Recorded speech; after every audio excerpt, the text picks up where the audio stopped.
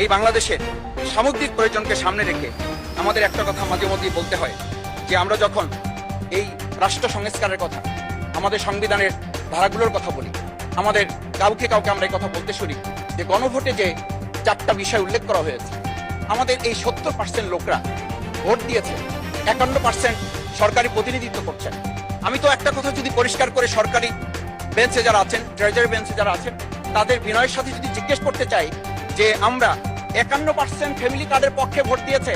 আর আমাদের 70% তো জুলাই সনদের ভিত্তিতে রাষ্ট্র গঠনের পক্ষে ভোট দিয়েছে, আমরা তাহলে 51%কে গুরুত্ব দিয়ে ফ্যামিলি কার্ড বিতরণ করে জনগণের সেই 17 বছরে উন্নয়নের কথা বলে কি আমরা মূল জায়গা থেকে আমাদের দেশের জনগণকে আবার আরেকটা জায়গায় নিয়ে যেতে চাচ্ছি, এমন করে যে আমরা লক্ষ্য করছি, আমরা বলি সবার আগে বাংলাদেশ,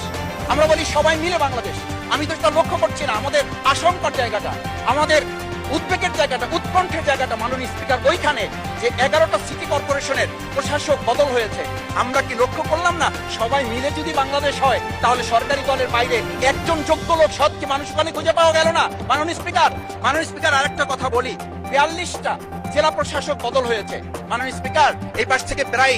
কথা বলি যে এখানে বলা হয়েছে যে মানে আমরা সবাই মিলে বাংলাদেশ, সবার বাংলাদেশ যখন বলি সবাই মিলে দেখি টেবিল চাপড়িয়ে আমরা এই মহান জাতীয় সংসদকে খুবই সরগরম করে ফেলি। এই 42টা যে জেলা প্রশাসক নিয়োগ হয়েছে,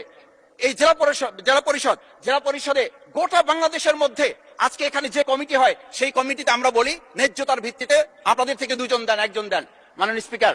খুবই বিনয়ের সাথে জিজ্ঞেস করি, আমরা কি সেই নতুন বাংলাদেশের দিকে যেতে পেরেছি যেই বাংলাদেশে এই 42 জন জেলা পরিষদের 1 জন জেলা পরিষদকে আমরা কাউকে খুঁজে বের করতে ওখানে ন্যায্যতার ভিত্তিতে দিতে পারলাম না? মাননীয় স্পিকার আমরা তত্ত্বাবধায়ক আমাদের অন্তর্বর্তীকালীন সময়ে যখন 1-2 জায়গায় এরকম প্রশাসক নিয়োগ হয়েছে আমরা বললাম এটা সংবিধান লঙ্ঘন এবং এটা গণতন্ত্রের সাথে সাংঘর্ষিক। আজকে গণতন্ত্রের নির্বাচনের ভিত্তিতে আমরা যখন একটা সরকার পেলাম, সেই সরকারে স্থানীয় নির্বাচনের দিকে না গিয়ে যেখানে সরকারের প্রশাসক ছিল তাদেরকে তড়িঘড়ি করে বদল করে বিশ্ববিদ্যালয় গেল থেকে শুরু করে নিজ দলীয় লোক গ্রহণ করে আমরা কি এটা বলতে পারি যে সবাই মিলে বাংলাদেশ এবং সবার আগে বাংলাদেশ আসলে এটা আমাদের দেশে আসছে?